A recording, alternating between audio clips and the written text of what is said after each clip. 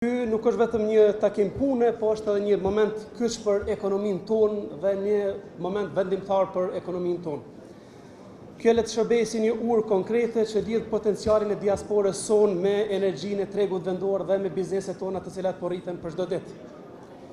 Ky forum nuk e përfaqëson vetëm një agjend takimesh B2B, por edhe është një platformë dhe një vizion i përbashkët për zhvillimin e qëndrueshëm ekonomik dhe të nevojshëm të Kosovës, dhe një nxitje të inovacionit dhe ndërtimit të partneriteteve që i rezistojnë kohës.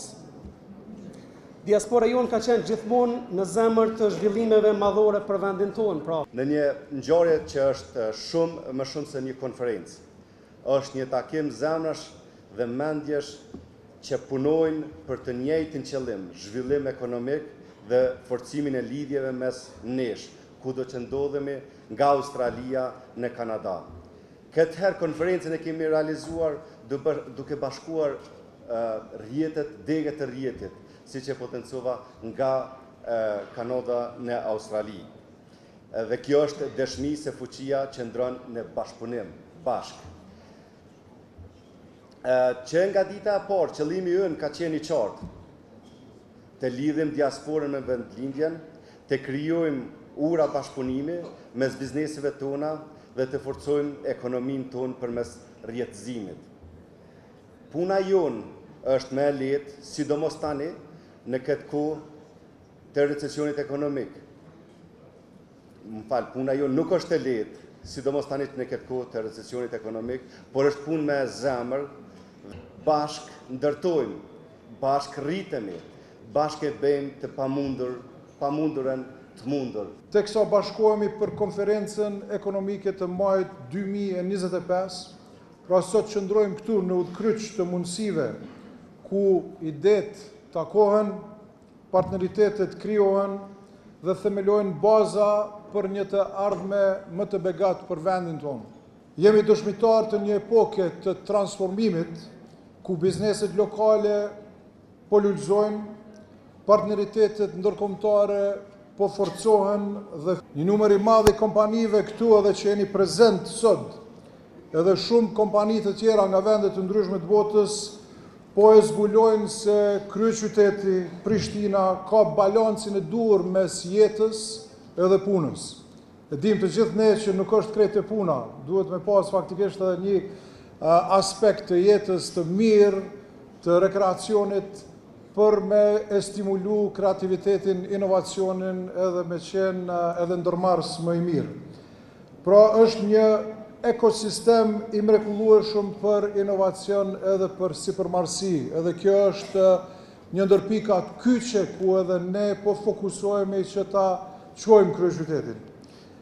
Një tjetër arritje po ashtu e rëndësishme për kryeqytetin është që në vitin 2030, Prishtina do t'jetë një koqire e lojrave mezetare, e cila është një ngjarje historike që do të sjellë investime të mëdha në infrastrukturën sportive, po ashtu edhe hotelerike, gastronomike, dhe do ta promovoj kryeqytetin tonë në atë. Kam deri dhe kënaqësinë të jam sot mes jush në këtë ngjarje madhore ekonomike, që prej vitesh po përçon një mesazh të fuqishëm uniteti dhe bashkëpunimi ekonomik në hapësirën shqiptare.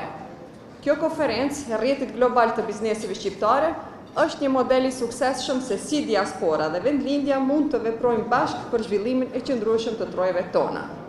Rrjeti tash mas 11 viteve e kemi dhe nuk ka qenë pas sfida, po së bashku i kemi kalu edhe i kapërcejmë e vazhdojmë të rritëm. Në Australi kemi qindra biznese prej ma shumë se 100.000 shqiptarë që janë aty vendas edhe kanë rritë ashtë deri të gjenerata e 5. Në Australi na sfidohen me shumë gjëra. Megjithatë, rrjeti i biznesit prej vitit 2015 na ka mundu u afru edhe me njoh njëri tjetrin edhe me bashkëpunu. Kështu, si për maj pak si ma shkojt, misioni jonë ka qenë gjithmonë.